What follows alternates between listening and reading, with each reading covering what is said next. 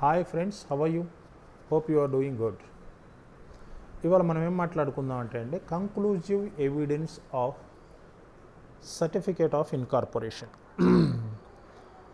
What do you mean by certificate of incorporation? Say for example నన్ను అడిగారు అనుకోండి, I'm having a birth date, from that day onwards I'm alive. మిమ్మల్ని అడిగామనుకోండి, మీకు ఒక birth date ఉంటుంది, from that day onwards you are in existence on this earth. అలానే ఒక కంపెనీకి కూడా, ఒక కార్పొరేట్ బాడీకి కూడా కమెన్స్మెంట్ ఆఫ్ ఎగ్జిస్టెన్సీ అనే ఒక ఉంటుంది, అంటే ఒక లీగాలిటీ ఉంటుంది. ఏ డేట్న ఒక కంపెనీ ఎగ్జిస్టెన్సీలోకి వచ్చిందో చెప్పేదే certificate of incorporation. A certificate which gives an evidence from which date a company comes to an existence is nothing but the certificate of incorporation. By whom it will be issued?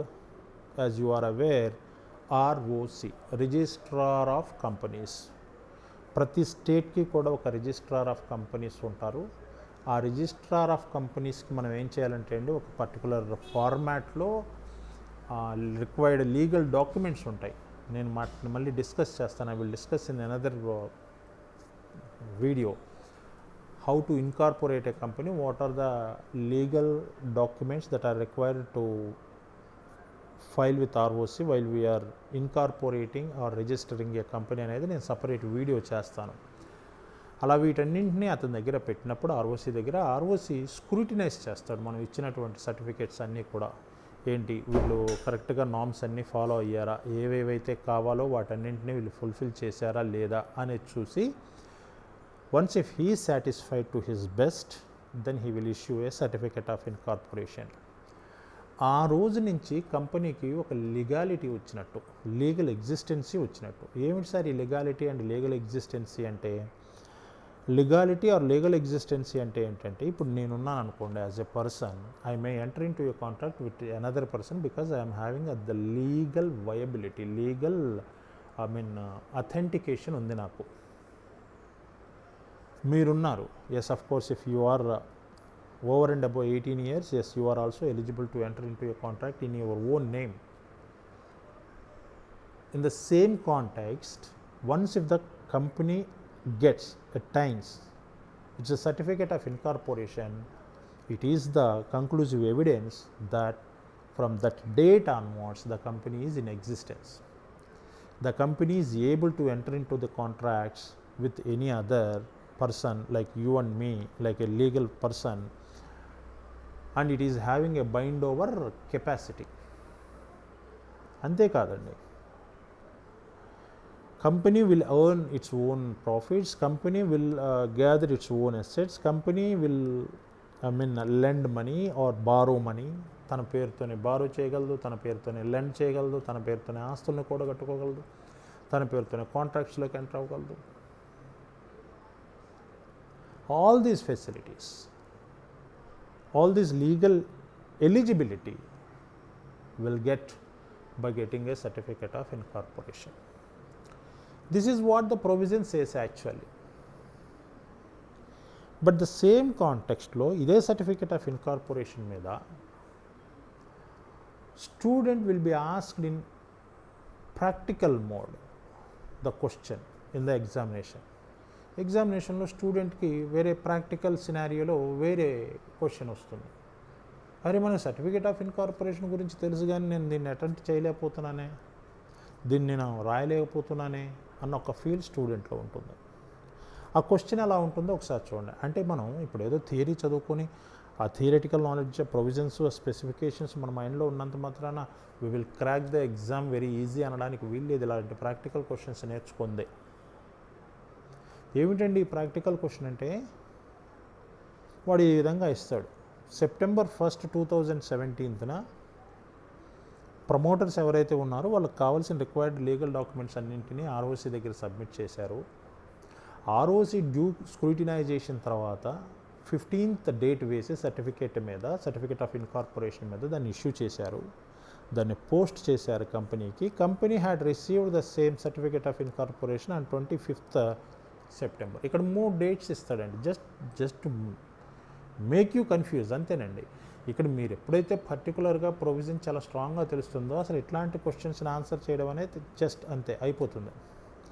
ఇక్కడ ఏమంటున్నాడు, ఫస్ట్న promoters documents submit చేశారు. ఆ డేట్తో పని ఏంటండి, just మిమ్మల్ని confuse చేయడానికే తప్ప పక్కన పెట్టేయండి.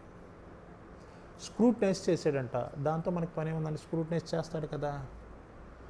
15వ తారీఖు డేట్, ఇది important. What is the date specified on the certificate of incorporation? 15th September 2017 అండి. Nice. But the same certificate of incorporation had been received by the company on which date? 25th of September. Now, meanwhile, ఇది అసలు question. On 18th September 2017, company entered into a contract with Mr. A.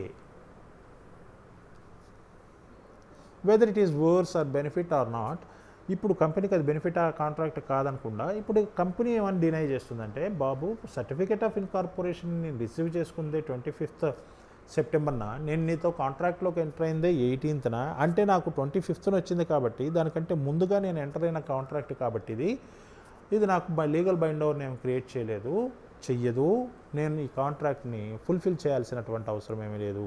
Yes, of course the provision says like this, whatever the pre-incorporation or preliminary contracts are there, even though the contracts are for the benefits of the upcoming company, వచ్చే company కోసమే ఏర్పడిన, అసలు ఆ కంపెనీయే అతని బెనిఫిట్ని తీసుకున్నప్పటికీ కూడా specific relief act ప్రకారం వాటిని అడాప్ట్ చేసుకోకపోతే కంపెనీ అటువంటి ప్రీ ఇన్కార్పొరేషన్ కాంట్రాక్ట్స్ లేదా ప్రిలిమినరీ కాంట్రాక్ట్స్ కంపెనీ మీద ఎటువంటి బైండ్ ఓవర్ని క్రియేట్ చెయ్యవు.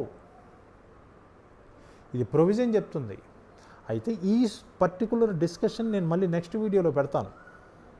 What do you mean by pre incorporation or preliminary contracts, how far they are having legal bind over on the company after it comes in to existence అనేది. ప్రస్తుతం మనం ఏం మాట్లాడుకుందామంటే 15th date వేసింది certificate of incorporation మీద, 25th company దాన్ని receive చేసుకుంది. Mean while 18th వీళ్ళు కాంట్రాక్ట్లోకి ఎంటర్ అయ్యారు. ఇది లీగల్ బైండ్ ఓవర్ని క్రియేట్ చేస్తుందా చేయదా? This is the question how that will be asked in your exam in case if the paper setter wants to pose a question on fundamentals, basics మీద క్వశ్చన్ వేద్దామని అనుకుంటే ఇట్లాంటివి అడిగి చేస్తాడు ప్రాక్టికల్గా. మనం ఏంటి, certificate of incorporation is a conclusive evidence for the legal existence of the company అని 36 సార్లు చదువుకుని ఉంటాం. ఆ ప్రొవిజన్ మనకు తెలుసు కానీ ఇది తెలియదు, ఇది ఎలా రాయాలో తెలియదు. ఇప్పుడు ఏమిటండి అని అంటే, ఏ డేట్ అయితే సర్టిఫికేట్ ఆఫ్ ఇన్కార్పొరేషన్ మీద ఉందో, ఏం డేట్ ఉంది ఇక్కడ, 15th September ఉంది, ఆ డేట్ నుంచి కంపెనీ ఎగ్జిస్టెన్సీలోకి వచ్చినట్టు. 25th రిసీవ్ చేసుకున్నదట కంపెనీ, అది పోస్ట్లో వచ్చిందండి. ఇంకో 2 రోజులు లేట్ అవ్వచ్చండి. 25th September కాకపోతే అక్టోబర్లో రిసీవ్ చేసుకుంటుంది, లేకపోతే నవంబర్లో రిసీవ్ చేసుకుంటుంది. It is irrespective on which date the company had actually received the certificate of incorporation in its hands, it's irrespective. The date is nullified. అసలు పనికిరాని, దాని గురించి అనవసరం. ఏ డేట్ అయితే సర్టిఫికేట్ ఆఫ్ ఇన్కార్పొరేషన్ మీద ఆర్ఓసి మెన్షన్ చేస్తాడో ఆ డేట్ నుంచి కంపెనీ ఎగ్జిస్టెన్సీలో వచ్చినట్టే. ఇక్కడ డేట్ మెన్షన్ చేసింది ఎక్కడ, 15th September. కంపెనీ మిస్టర్ ఏతో కాంట్రాక్ట్లోకి ఎంటర్ అయింది ఎప్పుడు, 18th September. మరి అలా 18th Septemberలో కంపెనీ కాంట్రాక్ట్లో ఎగ్జిస్టెన్సీలోకి వచ్చిన కాంట్రాక్ట్లోకి ఎంటర్ అయినట్ట, ఎగ్జిస్టెన్సీలోకి రాకముందు కాంట్రాక్ట్లోకి ఎంటర్ అయినట్ట? ష్యూర్, ఎగ్జిస్టెన్సీలోకి వచ్చినాకనే కాంట్రాక్ట్లోకి ఎంటర్ అయినట్టు.